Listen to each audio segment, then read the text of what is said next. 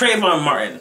This story, I wasn't going to do a video about it, but you know what? I've been a victim of discrimination too. I mean, look, I get stopped all the time, you know, like just ID checks and stupid things like that.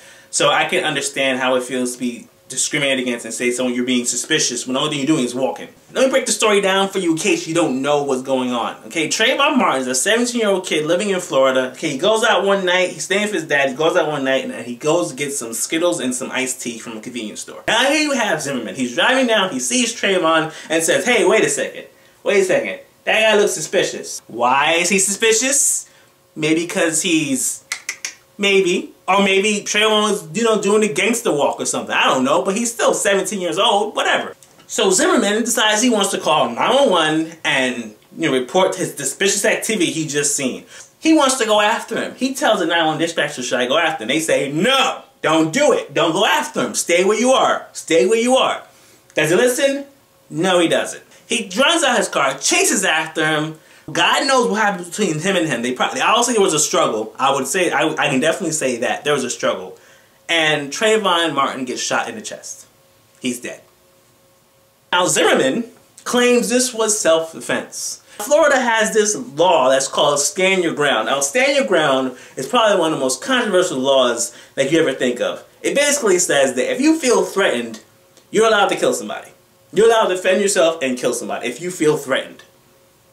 Now, apparently, carrying a bag of Skittles is a very threatening situation. I mean, look, I know diabetes is out there, and I know, you know, you get cavities, but apparently a bag of Skittles can transform into a shotgun, and he felt threatened. Now, here's my question. How is it self-defense if, one, you're going after the kid when they told you not to do it? Two, you have a gun. He doesn't have a weapon. Maybe Zimmerman didn't know that at that point, but it's definitely the fact that you have a weapon. Three, Trayvon is about, what reports say he's about 140 pounds. Zimmerman weighs about 100 pounds more than him. So it's self-defense when you're fighting someone who weighs less than you. You have a gun, and the only thing they're doing is carrying some Skittles. Yet for some reason, they decide to believe his story. After this whole situation happens, do a toxicology test on Trayvon. Not Zimmerman. Not the guy who shot the other guy in the chest. The kid, he's a kid. Shot the kid in the chest. They do a toxicology test on Trayvon, not Zimmerman. Which to me doesn't make sense. I feel like if you're going to do a test to see if anyone's on some kind of drugs, you test both people. Because one person had a gun, the other person didn't. You search this person, the only thing you saw was a bag of Skittles. So, I would test the person who was disobeying the police by chasing after the kid after they told him not to. Who had the gun, who ran after him, who claimed it was self-defense, who changed his story to make it seem like Trayvon attacked him when he left his car, when it was clear that he was chasing after him. Listen to the 911 tapes. Listen to them. I'll link them here somewhere. Listen to them, alright? Not only does this happen, Zimmerman makes some questionable comments during his 911 calls. The first thing he says questionable is he sighs and he says, they always get away. Now who's they? Kids? Criminals? Or is it just black people? So who is it? Because you're chasing down someone who's a kid and he's black. And you're accusing him of being suspicious. You haven't seen him do anything. You haven't seen him even throw garbage on the floor. You just see him walking in a predominantly, like, gated community, and it's, like, mainly white people. You think, oh, he's suspicious because he's not white like the other people living here. The other thing he says that was really messed up was, he says, fucking coons. Okay, it wasn't baboons. Even if it was baboons, it's still racist. It's not goons. It's not punks. Alright, it's coons. If you don't know what a coon is, Google it, because I'm not going to go through it with you. Disregarding race and all that stuff, okay? Think about it from this perspective, okay? You're a parent.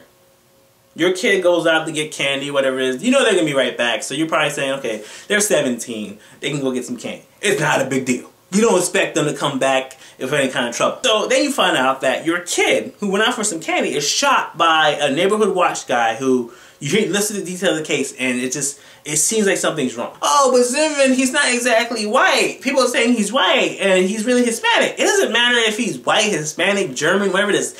Okay, even if it was another black man who shot a black kid, I would still say there's something suspicious about the entire story. But despite the race, all that stuff, wouldn't you feel like something needs to be done if your son or your daughter was shot in the chest and the only thing they were guilty of is just walking down the street with a bag of Skittles? I know I would. Thankfully, the situation is right now that the FBI are going to look into it and see if any type of racism is involved. It's kind of obvious to me that there's something going on. Maybe Zimmerman knows somebody, let him off the hook a little bit, you know, whatever it is, and they were hoping that this case would not go as big as it did, but guess what? It did. Because why? People are upset. People are upset that another little black kid, or another black man in general, is shot in the chest and nothing happens. The guy's walking around free right now. He's not even in custody. This dude's like he's at McDonald's right now, getting a burger probably. Alright, he's free. Meanwhile, Trayvon Martin is dead. I'm sorry, but when you pick up a weapon and you want to work for a law enforcement neighborhood watch, when neighborhood watch allowed to have guns in the first place? I don't know about neighborhood watches where you guys are from, but neighborhood watch to me is just that. You watch. You get a binocular and you just watch. And can you call in the cops when you see something suspicious? I never knew that neighborhood watch were allowed to carry guns. What kind of neighborhood watch is that? That's just saying, hey, listen, that's the neighborhood police force.